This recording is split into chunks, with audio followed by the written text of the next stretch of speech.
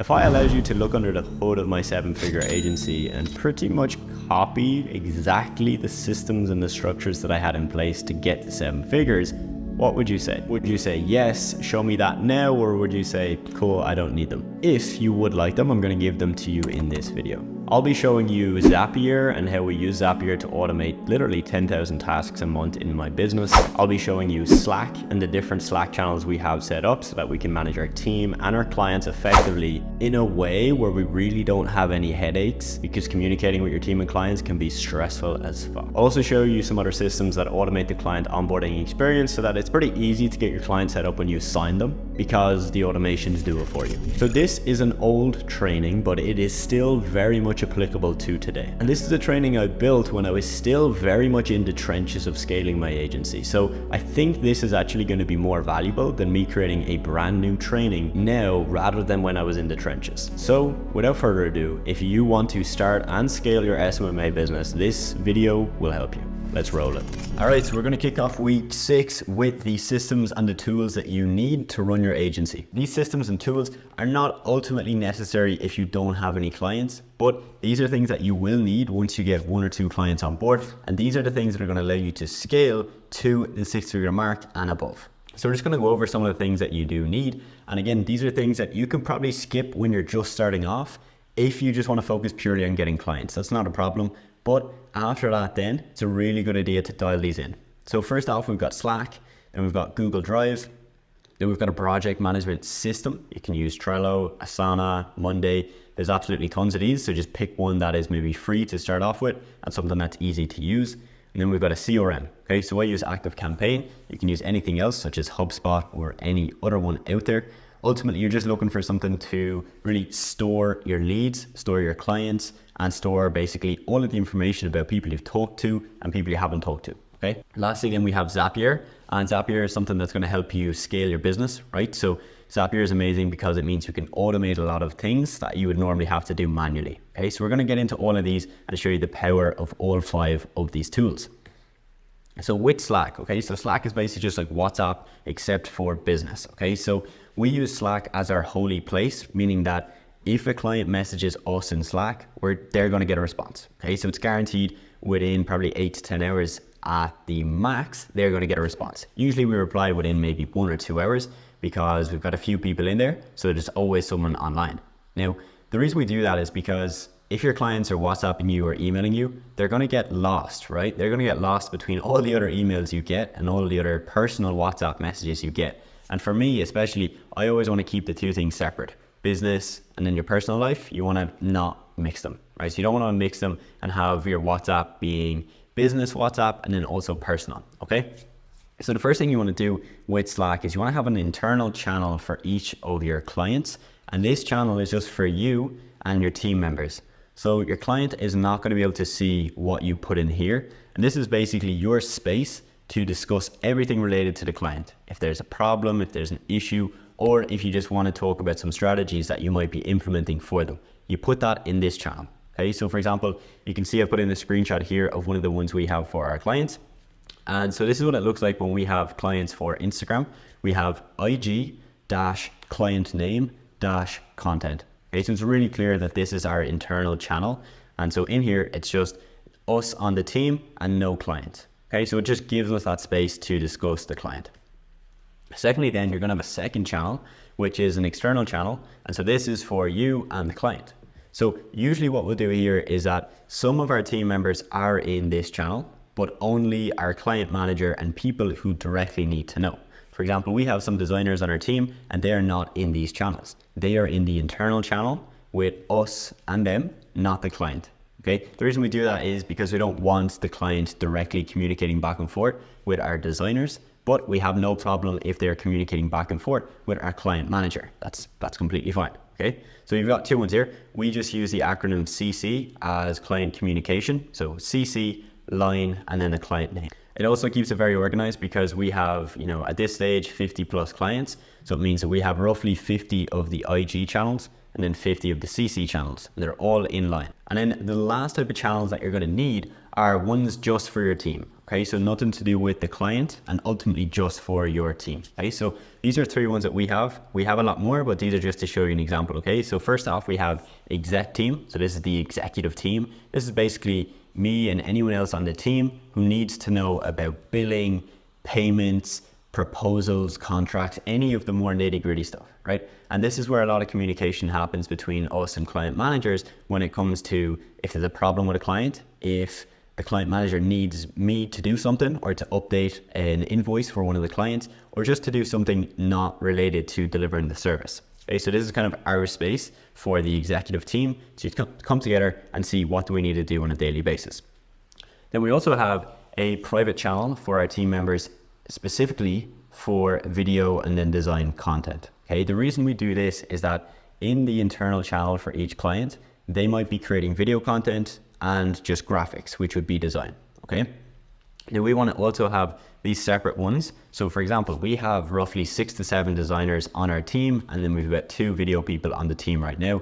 So what we want to do is we want to have this central area where if we need to do, right, we have a new software that we want our designers to use, or we've got a new style that we want them to try and create. We want to put that to all of them. We don't want to have to go into each client channel and send it individually. So essentially just means that we have this really clear communication where if I need to say something to the executive team, boom, it goes in the exec chat. If I need to say something to the video editors, boom, video team. Designers, design team, okay? So we're just making it really, really clear on where communication happens within all of these. And so we use Slack purely as a communication method. We do email our clients with a weekly update, but 90% of communication is going to happen in here. Second one then is Google Drive, right? So our business is pretty much run off of Google Drive. If we didn't have Google Drive, it would be a complete mess, okay? So some of the things you're going to need are, one, an internal folder for each client. Okay, so this is going to be like their kind of admin folder, right? So payments, their billing dates, if they signed the proposal, all of those really key things. And you want to keep all of that organized in a folder, right? And secondly, you want an external folder for the client. So similar to what we did with Slack, where you've got an internal and external channel, we're going to also have an internal folder and an external. So the internal is only for people on your team, okay? And when you're starting off, it's just going to be you, right? You're just the only person with access to that. But you want to have a second channel then, or a second folder, I mean, for the client, right? So the client is going to have access to this one. So this is where they can put all their assets, right? So maybe it's videos or content or emails or basically anything they have that they want to give to you. And this is also where you're going to put your finished work so that if you deliver a service to them and it's content creation, they know that they just go to the folder and it's there. They don't have to ask you where it is, or you don't have to send them the file or send them the link. It's just very clear that everything is in that folder. And then the last one then is going to be an internal folder for you only. Okay, so if you're just starting off, the internal folder for each client and the internal folder for you are going to be the same. Okay, but this one is slightly different in that this is going to be the more private stuff, right? So this could be your accounting spreadsheet, this could be your outreach tracker, and this could be where you store like onboarding forms and things like that that you mightn't want team members having access to. You're also then going to have an internal folder for your team, right? So this might have SOPs, this might have some other details that they will need access to. So for example, if you have designers on your team, you're going to need to give them design information, right? So you're going to have to give them maybe access to some ebooks or some courses or something to help them improve their design and continually learn. And you might put that within this folder. So here's a quick look of just some of the ways in which we break it up. So we break it up basically into 2 main internal folders. Okay, so we've got the internal folder, which is admin, revenue, expenses, all of those nitty gritty details. Then we've got internal, which is clients, SOPs, and work. Okay, so basically anyone on the team has access to this one right here. And then myself or anybody on the executive team, right, people in charge have access to this one. So it means that the team members can see all of this stuff, but they don't see this stuff. It's really, really important for us because we don't want people knowing absolutely everything just now. Maybe in the future we'll have a more open policy. Then when it comes to a project management system, again, you can choose anyone you want, but the things you kind of want to look out for and have on your management system is an active client list and an inactive client list. Okay, so this is just really important because it means that we can click on here at any time and see all of the active clients. So we can see that we've got 50 plus active clients in there. We can also click into the inactive clients and we'll see that we maybe only have 20, 30 inactive clients, right? And it's just to make it very organized so that you have this kind of bird's eye view of your business, right? who came and paid you, and then who left, and then who do you currently have. Okay, so for example, this can come in handy where, let's say, for example, you're running your agency and a year later, you had a client at the very start and they stayed for 3 months, okay? Then a year later, you realize that they're not doing too well and they could really use your help, okay? In that case, you have this list, right? You have that list there, so you can just open that and you can straight away see the email and the name of that person. And you don't have to wonder, how do I contact them, right? So it's very, very easy to do that. And again, this is just more to have that bird's eye view. You also want to have then a board or a project for all your projects, okay? So what we do here, we use Trello mainly. And what we do is we have a new card for each client, and then we have a system for each new client, okay? So I'll go into a little bit more detail on these. So we have an onboarding process that's documented for each client. So this right here is a card, okay? And so in here, basically, this is a client template. So what we do is whenever we have a new client, we just copy this, we make a copy of it, and then we'll change it. So let's say we have a client and his name is John. We'll just change this to name John. We'll change it to the month, say, for example, right now, it could be August or September. And then we'll go through what he paid for, right? Maybe he paid for Facebook ads and content creation, right? We'll just put in the details of what exactly they paid for.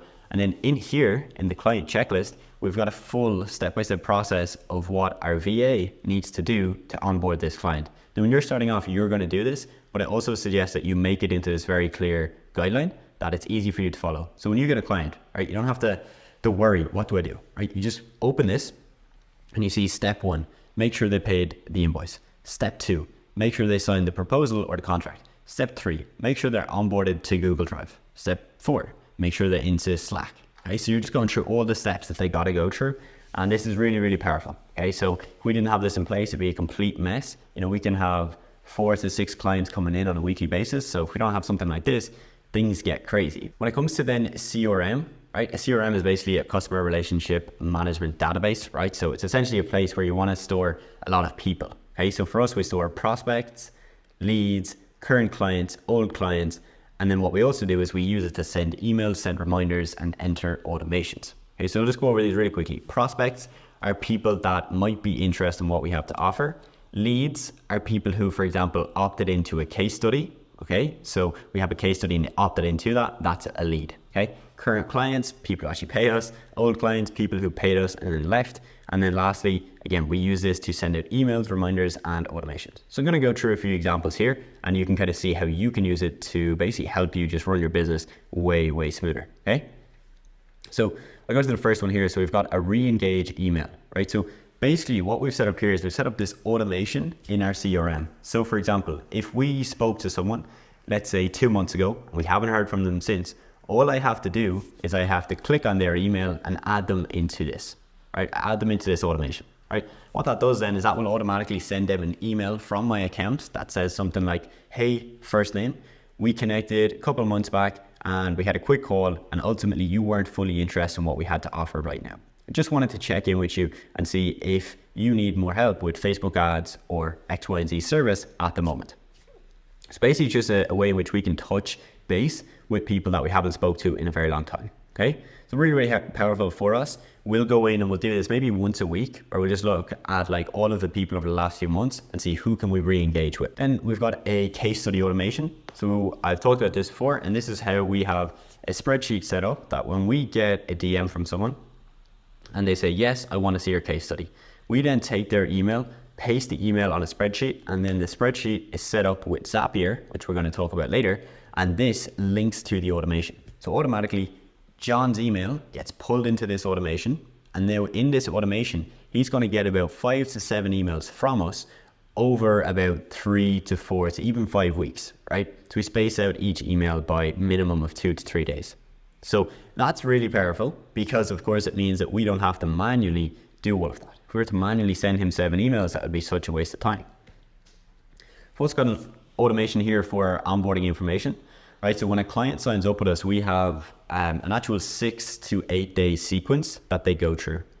So basically when they sign up and they pay, on day 1, they get an email with, booking in a call with us, filling out the onboarding form and doing the basics. Then after that, they'll get an email with the other things they've got to do. And then what we also do in the next 4 to 5 days is we send them tips, right? So for example, if we're creating content for them, we'll say, here's how to get the most out of our content. Here's how to download our content and use it. Here's what hashtags you should be using on Instagram. We'll give them all these tips to give them a lot of value. And all of this is automated, right? So we don't have to manually send these out. When we get a client, it just automatically happens and it's just boom, it's done. So as you can see, automations are really, really powerful. Save you a lot of time. They make a better experience for your client and they make your life a lot easier. And it makes it a lot more efficient because you've got a really good system in place. Okay, so Zapier, right? Zapier is something that you're going to learn to love as you start to scale. Okay, so Zapier is literally just a connector, right? So it connects applications. For example, it connects Stripe with Slack. It connects Google Sheets with ActiveCampaign. It connects applications that usually you can't connect. And what I mean by this is it means that when something happens in a certain application, for example, we put an email on a spreadsheet, Zapier will link this to ActiveCampaign and send that email over automatically to ActiveCampaign and set it up properly. So it's incredibly powerful, something you don't need when you're starting off just right away, unless you're going to do the automated emails. But it is something that if you can afford it, it's only maybe about $10 or $14 a month. It's extremely, extremely powerful. And without it, a lot of our business would crumble, right? Because we use this for so many things. And essentially what it is it's like a virtual assistant, but it's a virtual assistant doing tasks that are automated. So you just pay this tiny monthly fee and these things are done automatically. Okay, so I'm going to run you through a few examples. Again, don't be stressed about this stuff if you're still focused on getting your clients, but it's good to be aware of this stuff and then come back into these sections once you're in that position where you need to scale. Okay, so I'm going to walk you through a few of these now. So first off, we're going to go through our lead nurturing automation. So again, this is what I've just explained. It's basically going from a spreadsheet to our CRM. So from this Google Sheet to ActiveCampaign. So again, that's just happening automatically. We don't have to lift a finger to do that. We just have to set it up at the very beginning. That takes us about 5 minutes. Then we've got this one right here, which is when an onboarding form is submitted by one of our new clients, our team gets a Slack notification, right? So this is really good because our client manager gets a message, like an automated message that says, hey, first name, we just got a new onboarding form from insert the name of client. Really powerful stuff. And it means that, you know, she never has to ask me or anyone else on the team about, hey, did they fill out the onboarding form? She gets that notification straight away. We also have new sale notifications. So every time we get a new client, automatically a new payment comes in on Stripe and we will get a notification in Slack. Okay, so this is great for two things. One, it means that whenever we get a new client, we don't have to check our email to see if they paid or anything like that. We just get that message in Slack. Okay, and our team members know that we just got a payment, so they'll be expecting the next steps, right? So they'll be expecting to onboard the person and to do X, Y, and Z. Now, also what is really good is that when we have clients that are, let's say a client is with us for 3 months, okay, and we have a 3-month minimum, so we know we're going to get bills for the 3 months. So that's awesome. But we've finished the 3 months now, and we want to see if they're going to continue for the next month. And what we do then is we make it so it's not automated. They have to manually send the payment. And ultimately what happens here is that if they pay, we'll get a notification straight away. So again, it means that client managers don't have to speak to me and be like, hey, did this person pay? It just happens, right? We get that notification, we all know straight away, and it just makes everything a lot easier. The last one here I'm going to show you is how we basically add a new customer into our CRM. So basically, you'll see this is a very big one where it's like there's a lot of things going on in here. But it basically means that when we get a new Stripe payment, what happens is it goes through a step of things here and it ultimately adds them as a new customer to ActiveCampaign. So there's a lot going on in this one. You don't need to know about it right now, but this is again just to show you the potential of using Zapier. So at this point of the video, you're probably wondering, cool, Adam, got some value. How do I actually sign clients and how do I get to a point where I need all these systems? Well, at this point, I've helped over 100 people make between 5 to 30K per month with their own SMMA business. If you'd like to be next, we actually guarantee your results, which not many people will do. And we also don't charge you an arm and a leg for coaching. If you'd like more information, you can book a free call with me below this video and we'll have a chat. We'll see if you're a good fit. If you're not, fantastic. You get some free value from the call. If you are, fantastic. We can work together. So hope you enjoy and I'll see you in the next one.